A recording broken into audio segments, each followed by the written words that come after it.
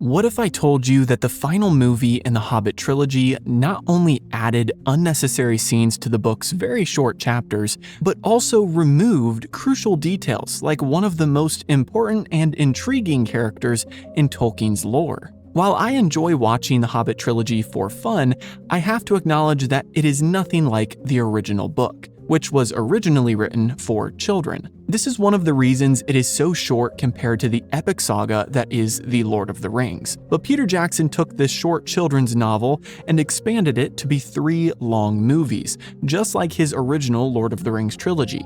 And one would think that this means you could be faithful to the book, right?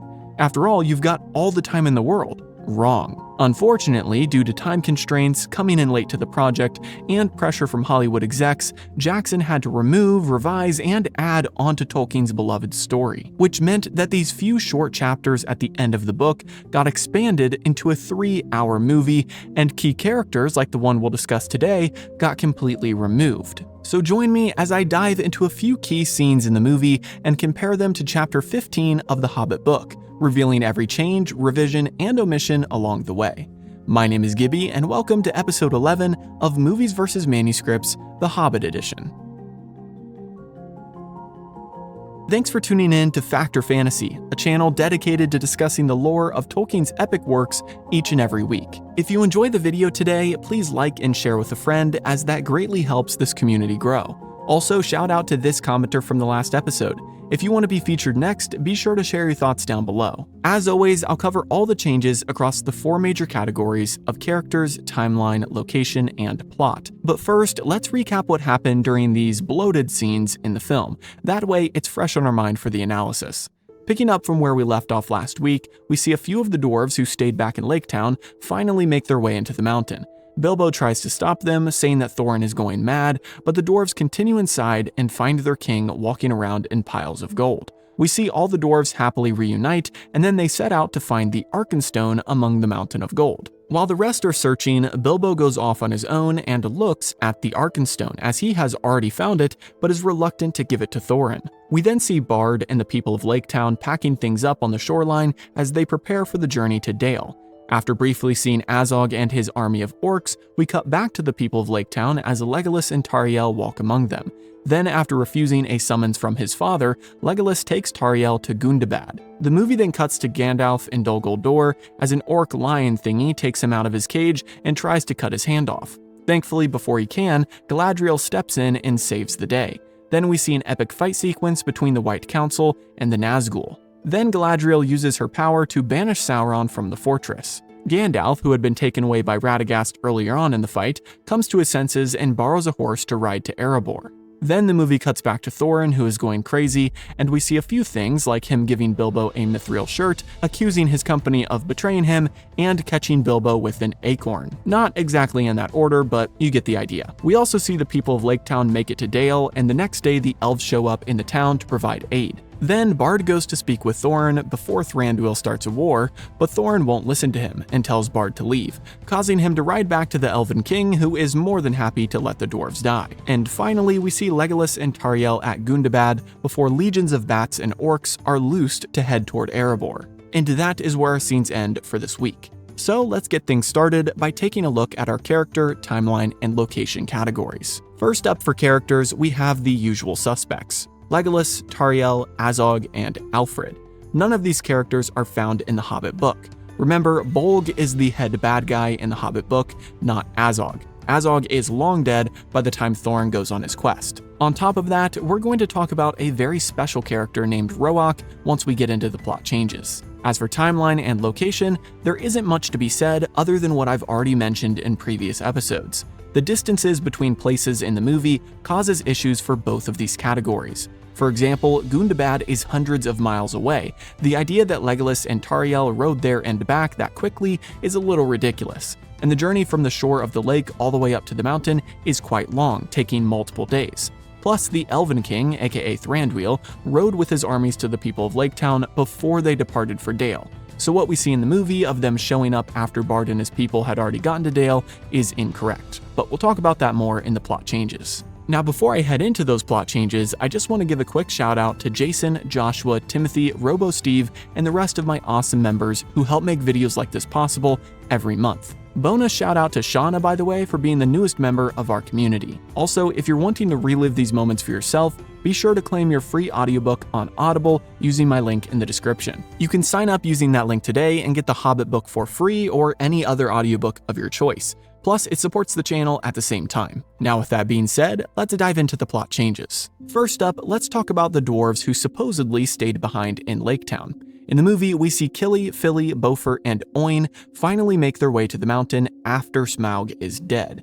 This happens, of course, only after Kili has been magically healed by Tauriel, but as you've probably guessed, this is a complete fabrication. As I've mentioned in previous episodes, this entire subplot is a house of cards. Kili was never injured by an arrow because there were no orcs chasing them on the river, Tauriel doesn't exist, and the dwarves' escape from Mirkwood was stealthy, not an action set piece. In the book, all 13 dwarves and Bilbo left Lake Town together, journeyed to the mountain together, and were all inside Erebor together when Smaug flew off to attack the town. Next, we see in the movie that entire sequence of the dwarves frantically searching the Gold Hoard for the Arkenstone while Thorin descends into madness. The movie makes this the only thing they are doing after Smaug's death. In the book, however, this entire event, the exploration of the treasure that is, happened way back in chapter 13, before they even knew Smaug was dead. While Smaug was away at Lake Town, the company went searching through their treasure hoard. And it wasn't just a desperate, paranoid hunt for the Arkenstone, it was a general, almost joyous exploration of their reclaimed treasure. They found all sorts of amazing things. Coats of mail, weapons, golden stringed harps, which Fili and Kili found and played, and piles of gems. It's during this first exploration that Thorin gives Bilbo the mithril shirt, as a moment of genuine friendship and reward. More importantly, Bilbo had already found the Arkenstone during that initial search. He found it by himself, drawn to it in the dark, and secretly pocketed it. He had a whole internal crisis about it that we discussed in the last episode, justifying it as his 1/14th share, but he never told the dwarves. The movie moves this entire event, strips it of its wonder, and ramps up Thorin's dragon sickness to an 11, making the Arkenstone his one and only obsession from the second the dragon is dead. But now, moving away from the mountain for a moment, we have the arrival of the elves. In the film, Bard and the survivors of Lake Town make the long, grim journey to the ruins of Dale. After they have already settled in and are starving, Thranduil and his elven army show up with carts of supplies, saying that they've come to help, but also with an eye on some white gems in the mountain. This is just slightly off from the book, and it flattens Thranduil's character. In the book, the Elven King was already on the march. News had reached him that the dragon was gone and the treasure of Erebor was unguarded, so he was marching with an army to claim a share for himself. However, after receiving messages from Lake Town about their troubles, his march of greed was then diverted to a mission of mercy, making his arrival not so much a surprise but an almost expected one on the part of Bard, who had sent the messengers to him. Also, as I mentioned in the plot changes, Thranduil arrived on the shores of the lake just 5 days after Smaug's death, bringing aid before anyone had left. They then helped the people of Lake Town, made plans with Bard, and then they all marched together towards the mountain as a combined force, arriving 11 days later. And while all of this is happening, where are Legolas and Tauriel? Well, in the movie, they're on a completely fabricated side quest to Gundabad, which is hundreds of miles away. They ride there, discover Azog has another army waiting, and apparently find some giant bats, and then, well, I guess they rode all the way back just in time for the battle. This entire subplot is, of course, 100% made up. It's just a clumsier way for the movie to create tension and explain the Second Orc Army, a plot point that the book handles far more elegantly and logically. In the book, Legolas is not present, and Tauriel doesn't exist. This entire diversion is just Peter Jackson padding out the runtime and trying to tie in a location that, while important to the lore, has no business being in this part of the story. Speaking of fabricated side plots, the movie gives us an epic scene where Galadriel, Elrond, and Saruman show up at Dol Guldur to rescue Gandalf. They fight off the Nazgul, and Galadriel goes full-on Dark Queen mode to banish Sauron. As cool as this scene is, it's not in the Hobbit book. As I covered in my full Dol Guldur timeline video, which the link for that is in the description by the way, Gandalf was never captured there in this way. In fact, he was never captured there, period. This entire sequence was Peter Jackson pulling from a few paragraphs in the appendices of The Lord of the Rings, which describe the White Council's attack on Dol Guldur. But in the appendices, this attack is very anticlimactic, as there isn't an epic Nazgul fight. Plus, Gandalf was with the White Council at his full strength because he wasn't just imprisoned for a long time. By the way, in the Hobbit book, Gandalf simply leaves the dwarves at Mirkwood, goes off to attend to some other business, and then reappears near Erebor just before the battle, explaining that he'd been at a great council. The movie's decision to show Dol Guldur isn't a horrible one, as it did happen around the same time. I'm just sad that they changed so much of the lore to show it. They could have shown it, but followed what Tolkien wrote and still made a cool sequence. But now let's get back to the mountain.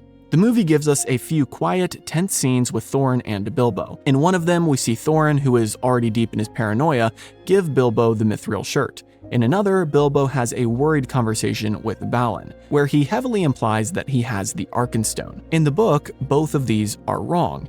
Bilbo got the mithril vest way back in chapter 13 during the first exploration of the treasure that I mentioned earlier.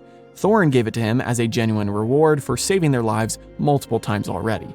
It was a moment of true pre-dragon sickness warmth.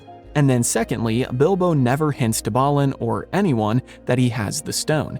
He is keeping it an absolute secret, planning to use it as his 1/14th share, and more importantly, as a potential bargaining chip to prevent a war. The movie also has Thorin confide in Bilbo, paranoid that one of the dwarves is a traitor. This is another invention, likely to build up their friendship and make Thorin's eventual rage and death a bigger emotional payoff later in the movie. And now this brings us to Bard's meeting with Thorin. In the movie, Bard rides up to the sealed gate alone and simply asks for a share to help his people rebuild. Thorin, in full-on dragon sickness, just yells at him to go away. The book is so much more dramatic and formal. First, Bard doesn't come alone. He approaches with a company of spearmen under the banners of the elves and of the lake, making it a formal diplomatic mission, not just one man asking for help. He then makes a formal, legalistic claim. He is Bard, the Dragon Slayer, and the direct heir of Girion, Lord of Dale, whose stolen wealth is in the mountain. Something that a lot of fans forget is that the city of Dale had a lot of gold on its own, and after Smaug captured the mountain, he moved a lot of the treasure from Dale into the mountain. So even beyond what Thorin would already owe the people of Lake Town for their assistance, Bard, as the heir of the Lord of Dale, has a claim to some of the treasure inside of the mountain. And he does just that. Bard claims a share of the treasure on 3 counts. First, to rebuild Esgaroth, which was destroyed because of the dwarves' quest. Second, as a reward for killing the dragon. And third, as the rightful inheritance of his ancestors. Thorin, already deep in his sickness, refuses to parley with an armed host and tells Bard to leave. Later, though, messengers return and formally demand a 1/12th portion of the treasure. In response, Thorin, in a fit of rage, seizes a bow and fires an arrow at the lead messenger, which lodges in his shield. That is the act of aggression that starts the siege. It's then that the messenger delivers an epic parting line. "We will bear no weapons against you, but we leave you to your gold. You may eat that if you will." On one hand, I get that the movie wanted to avoid a legalistic diplomatic mission without emotion. Bard coming alone and talking to a dragon-sick Thorin is a lot more emotional and dramatic. However, I personally like that writing style of Tolkien and how he kept things as realistic and formal as possible, even within a fantasy world. But maybe that's just me. Let me know what you think in the comments. Finally, we come to the biggest change in this section, and the one that I mentioned at the start of this video. At the end of these scenes in the movie, Bilbo confronts Thorin, who refuses to help the people of Lake Town. Thorin tells Bilbo once again to not underestimate dwarves, and that they won't be outnumbered for long. This makes no sense. How would he get word out? The movie erased the answer, and in doing so, removed one of the book's most important characters, Roac, son of Card. And this key character is no dwarf, human, hobbit, or elf. He is a raven. In order to better understand this, though, we have to go back to the beginning of chapter 15, as Roac appears before Bard comes to parley with the dwarves. If you remember from the last episode, the dwarves went to a lookout while they waited to see what had come of Smaug, who had been gone for quite a while at that point. While waiting, Thorin notices a change in the clouds, and many types of birds returning to the mountain. Then the old thrush that Bilbo saw by the secret door many days prior returns. The bird then makes noises at them, seeming to try to get their attention. Bilbo says that he cannot understand, and Balin frustratingly says that he wishes that bird was a raven, for they used to speak to the ravens many years ago. Balin even mentions the name of Kark, the chief of the ravens that used to be in the area. At this mention of Kark, the thrush flies off and later returns with an ancient, massive, and speaking raven named Roac, who happens to be the son of Kark. So why is Roac so important to the story? Well, Roac is the one who delivers all the key news. He speaks ordinary language, and he tells Thorin, first, that Smaug is dead. This is the first official confirmation they get. Second, how he died. He pretty much explains everything that happened and the warrior from the lake who shot down the dragon. And third, he explains that an army of elves and men are marching on the mountain to claim a share of the treasure. But Roac doesn't just deliver news, he gives counsel. After all, he is 153 years old. He tells Thorin to trust Bard because he is a true man and to make peace, warning Thorin that the treasure is likely to be his death.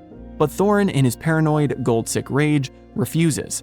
He thanks Roac for the news and pays homage to the alliance between his ancestors and Roac's, but then he requests that the ravens send his fastest messengers to his cousin Dane in the Iron Hills and tell him to hurry and prepare for battle. And that is how the dwarves really learn of Smaug's death, and it's how the dwarves get their backup. In the movie, however, this crucial character and plot point gets cut, creating a massive plot hole just so it could spend more time on fabricated scenes in Dol Guldur and Gundabad. I am a sucker for smaller characters that Tolkien adds throughout his stories, because in reality, they aren't all that small.